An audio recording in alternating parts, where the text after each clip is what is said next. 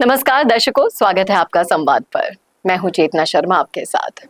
इतिहास के पन्नों में कई ऐसे नाम हैं जिन्हें वक्त ने धुंधला कर दिया है, लेकिन जिनकी कुर्बानियां आज भी इस मिट्टी की रग रग में जिंदा है। उन्हीं की कहानी हम लेकर आते हैं। और आज एक कहानी एक ऐसे राजा की लेकर आए हैं जो ताज पहनकर नहीं बल्कि फांसी के फंदे पर झूलकर अमर हुए। ये कहानी है बल्लभगढ़ के वीर राजा नाहर सिंह की, जिनका नाम आज भी हरियाणा की हवाओं में शौर्य बनकर गूंजता है। 1857 की पहली क्रांति के वो अनसुने नायक, जिन्होंने अंग्रेजी हुकूमत को खुली चुनौती दी और देश की आजादी के लिए अपना सर्वस्व न्यौछावर कर दिया। आज हम आपको इनकी कहानी सुनाने जा रहे हैं, एक वीडियो के माध्यम से हमेशा जिंदा रहेगी। 1857 की आजादी की जंग में न सिर्फ इन्होंने अपना सब कुछ दांव पर लगाया, बल्कि हंसते हंसते फांसी के फंदे को चूम लिया था। ये एक ऐसे योद्धा की कहानी है जिनका जज्बा आज भी हरियाणा की मिट्टी में सांस लेता है। तो 6 अप्रैल 1821 को जन्मे नाहर सिंह का राज्याभिषेक हुआ महज 18 साल की उम्र में 1839 में। बल्लभगढ़, जो आज फरीदाबाद का हिस्सा है, तब एक स्वतंत्र रियासत हुआ करती थी और राजा नाहर सिंह इसके तेजस्वी और निडर शासक। अब 1857 की बात है, जब पूरे देश में आजादी की चिंगारी भड़क उठी थी। दिल्ली की गद्दी पर थे बहादुर शाह जफर और उनके समर्थन में सबसे पहले खड़े हुए थे राजा नाहर सिंह। न केवल समर्थन, बल्कि उन्होंने दिल्ली की रक्षा के लिए अपने सैनिक, अपना खजाना, सब कुछ झोंक डाला था। लेकिन इतिहास हमेशा न्याय नहीं करता है। राजा नाहर सिंह को अंग्रेजों ने गिरफ्तार किया और उन पर सरकारी खजाना लूटने का झूठा इल्जाम लगा दिया।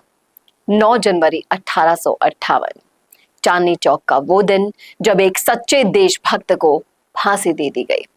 वो सिर्फ एक राजा नहीं थे, वो एक आजादी की लौ थे जो बुझा दी गई थी, लेकिन उसकी रोशनी आज भी फैली हुई है। आज बल्लभगढ़ में खड़ा है नाहर सिंह महल, जो अब हरियाणा पर्यटन के अधीन है, जहां दीवारें आज भी उनके शौर्य की गवाही देती हैं। फरीदाबाद का नाहर सिंह स्टेडियम, एक मेट्रो स्टेशन और एक पार्क सब उन्हीं के नाम पर है, क्योंकि वो राजा थे। लेकिन उससे भी बढ़कर वो हमारे इतिहास के एक वीर शहीद रहे हैं। राजा नाहर सिंह को सभी की तरफ से मैं चेतना शर्मा भी शत शत नमन करती हूँ। और ऐसे वीरों की कहानियां ना सिर्फ हमें गर्व से भर देती हैं, बल्कि हमें याद दिलाती है कि आजादी कितनी कीमती है। इन्हीं पर चलें तो शायद हम भी देश के लिए कुछ कर सके। और जिस तरीके से ये कहानी मैं आपके सामने लेकर आई हूँ, हमारी जो आने वाली पीढ़ी है, उन्हें अपने इतिहास से आजकल कोई लेना देना नहीं है। लेकिन इस वीडियो के माध्यम से इस कहानी को अनंत काल तक के लिए हमने जिंदा रखने की कोशिश की है।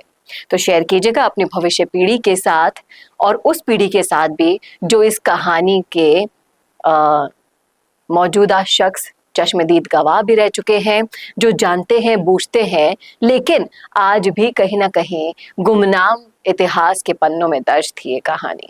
उम्मीद करती हूँ आपको पसंद आई होगी। आप अपनी भविष्य पीढ़ी के साथ जरूर शेयर करेंगे। इसके अलावा अगर कोई कहानी ऐसी है, कोई नायक है आपकी लिस्ट में जिसको जिंदा आप हमेशा से रखना चाहते हैं, तो दीजिए हमें, सुझाइए नाम, कमेंट बॉक्स में बताइए जरूर। हम कहानी जरूर लेकर आएंगे उन पर, ताकि आपकी भविष्य पीढ़ी तक वो सेफ रहे, जिंदा रहे। और ऐसे ही वीडियोस के लिए देखते रहिए संवाद भारत का, भारत के लिए। नमस्कार।